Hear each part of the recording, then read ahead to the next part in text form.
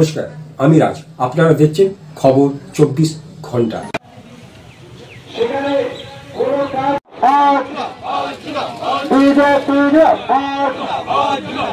Pandua বিএলওকে deputation দিলেন, কি বলবেন এ ব্যাপারে?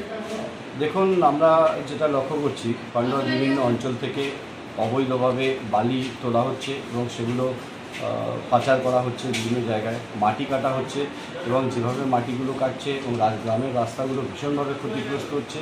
যে কোনো সময় সেই মাটি থেকে দুর্ঘটনা ঘটতে পারে।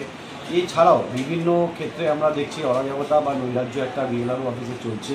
তো সেগুলোকে যাতে ইমিডিয়েট বন্ধ করা হয় এবং তার বিরুদ্ধে প্রকৃত পদক্ষেপ নেওয়া হয়, সেই বিষয়ে আমাদের বিএলআরওকে আজকে আমরা একটি ডেপুটেশন দিয়েছি, যাতে এর তাড়াতাড়ি এর কোনো সুরাহা নির্মাণ হয়। বিএলআর সাহেব কি বললো আপনাদের?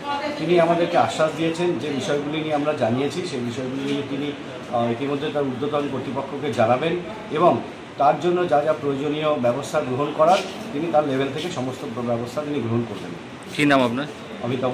কি পোস্টে আছেন? আমি পান্ডুয়া পঞ্চায়েতের বিনোদন নেতা। দিলেন বিএলআর সাহেবকে, কি বলবেন এ ব্যাপারে? আজকে মেনলি বিডিও সাহেব নতুন আমাদের পান্ডুয়া এসছেন, আজকে সৌজন্য সাক্ষাৎ হলো আমাদের। আর পান্ডুয়া যে অবৈধ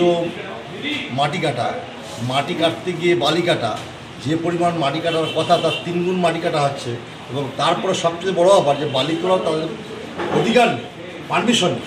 কিন্তু আমরা দেখতে পাচ্ছি, শুনতে পাচ্ছি ওখান থেকে মাটির আড়ালে বালি কাটা চলছে, মাটির আড়ালে বাটি কাটা চলছে প্রকাশ্যে, এবং তার সঙ্গে পুলিশ বলুন, বিলর বলুন, বিডিও বলুন,